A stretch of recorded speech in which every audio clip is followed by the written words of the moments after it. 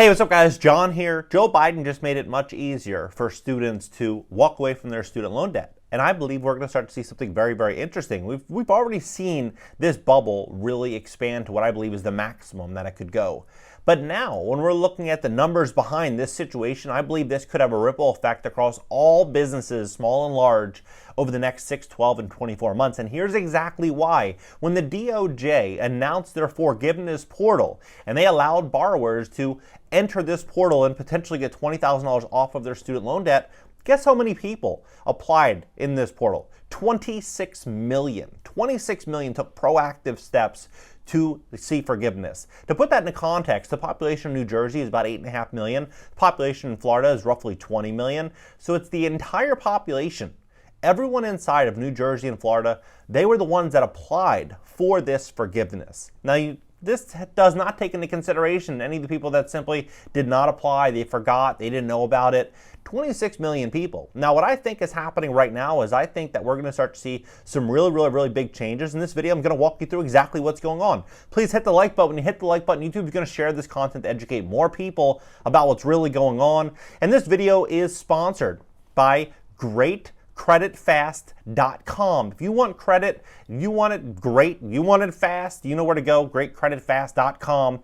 Because what's ultimately going to happen is we are going to start to see this economy contract in a way in which we've never seen before. And if you don't have great credit, it's going to be a lot harder to get loans. And that's exactly when you want to get loans. And now Joe Biden, he's saying that it's going to be easier to file for bankruptcy and walk away from these student loans. But what many people don't realize is that bankruptcy can stay on your credit report for between 7 and 10 years. So we're inside of this massive wealth transfer right now, and people are going to be looking at every single dollar that they're spending and ask themselves, do I really need that? Am I getting a return on this dollar spent? The answer is no. A lot of people are going to be more inclined to walk away from those payments. Student loans is definitely going to be one of those problems because student loans is very different than many other loans. For example, if I wanted to get a loan for a multifamily real estate deal, the bank would ask me, where's the property located? How much money is it making? What's the plan with the deal?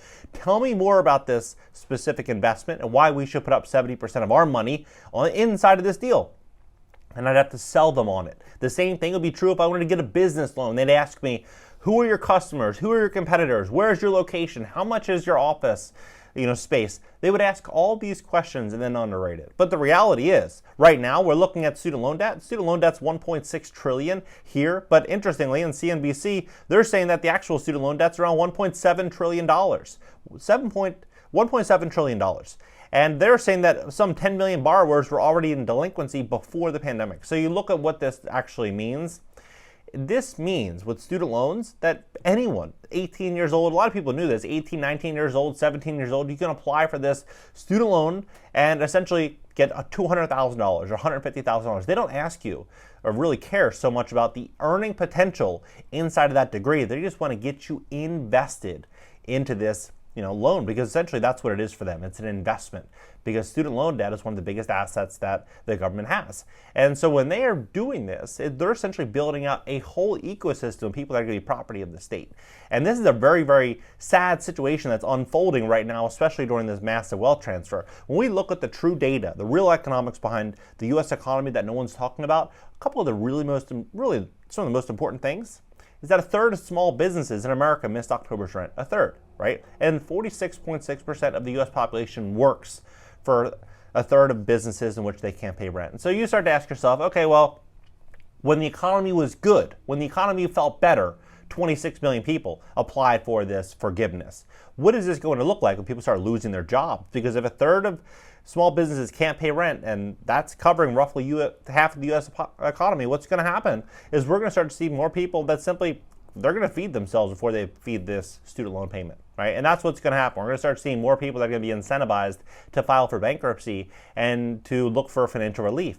And so during that entire period, when people are incentivized to walk away from their payments, we could see a situation in which the greatest wealth transfer occurs and many people can't participate in it. They can't invest, they can't buy their first home because they have bad credit or they had no other choice but to file for bankruptcy. So if you are in this situation, you have student loan debt, I would exercise all options and really look at everything and really make a clear plan, a clear plan as to, are you going to file for bankruptcy, or are you going to, get into a different situation? Maybe you're going to get into an aggressive pay down schedule. You're going to, I have friends like many of you, or maybe it's even you specifically, that, you've been impacted greatly by student loans. One of my childhood friends, we grew up skateboarding together. He went to University of the Arts in Philadelphia. He wanted to be an artist, and he was very, very, very talented.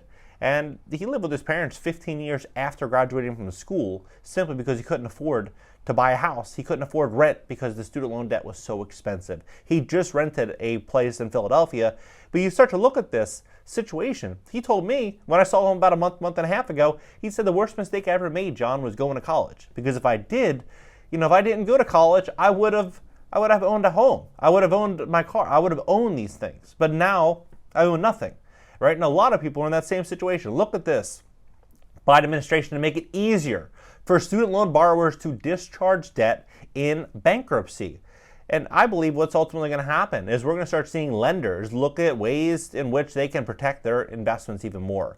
And sure, this is not going to impact everyday lenders directly, but it will impact them indirectly, because people are going to be more incentivized to just simply file for bankruptcy. And that's not only going to impact the federal government, but it's also going to impact all the borrowers that are lending to people in which have these student loan debts that they want to get away from, right? But I believe when we're looking at the foreclosure moratoriums, the eviction moratoriums, or looking at all these different things, I believe that we could start to see changes coming for a lot of these lenders as well down the road.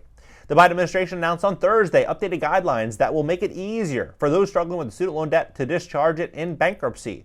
The new bankruptcy policy comes with the U.S. Department of Justice and the U.S. Department of Education and allows federal student loan borrowers to prove that they've been experiencing financial distress, requiring a fresh start. Under the rules, the agency may recommend that bankruptcy judge discharges a borrower's student loan debt if the case warrants it.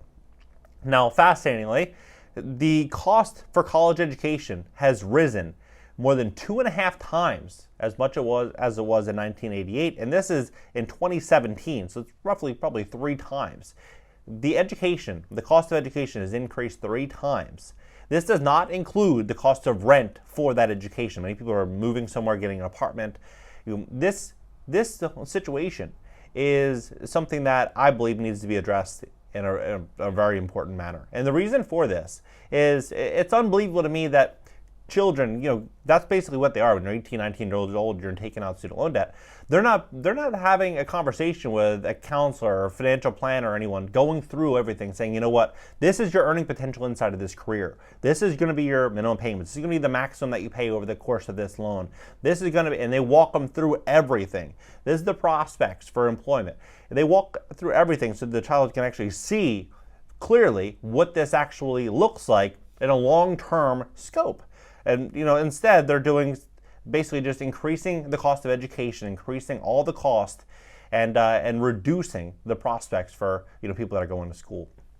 And the last 3 years has really clarified this, because we're starting to see so many careers being changed.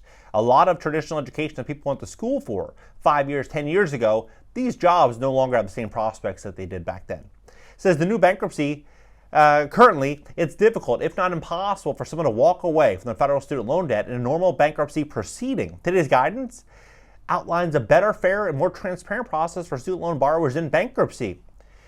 It's unbelievable, because they go on to say that out of 250,000 people that applied for student loans or student loan through bankruptcy each year, only 300 walk away from their education debt and proceedings. 250,000. 300 people walk away, right? So it's really unbelievable how the federal government had this whole thing set up to where, they basically were untouchable, but everyone else took the risk. Everyone else, most of all, the student.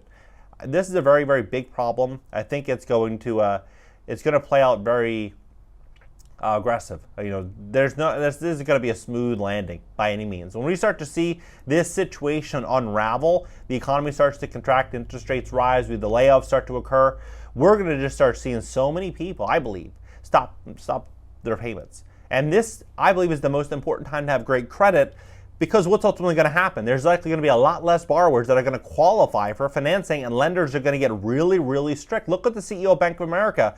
He was saying that the average credit scores of people that were taking out auto loans, refis, home loans, home equity lines of credit, they were all 760 and above. Their credit scores were absolutely phenomenal. And that's what I think is going to happen going forward. Lenders are going to be looking for those A-plus borrowers, the borrowers with great credit, and they're only going to want to lend to those borrowers. If you have a credit score of 700, the average credit score in America is 698, by the way. If you have a credit score of 700, 720, you need to get that score up. 760, 780, 800. That's really where you want to be if your intent is to buy and invest in real estate when things hit the fan. If you have late payments, derogatories, you have anything, medical bills, potentially even a bankruptcy, you have anything on your credit report that's holding you back, this is the time to fix it, and we would love to give you a free consultation to see if we can be of service to you at 561-430-5900, or go to our website, greatcreditfast.com. Greatcreditfast.com. We'd love to help you. We're seeing some really unique situations unfolding in this U.S. economy, and I think we're going to see some huge opportunities for the smart, savvy, and prepared investor. See you guys in the next video.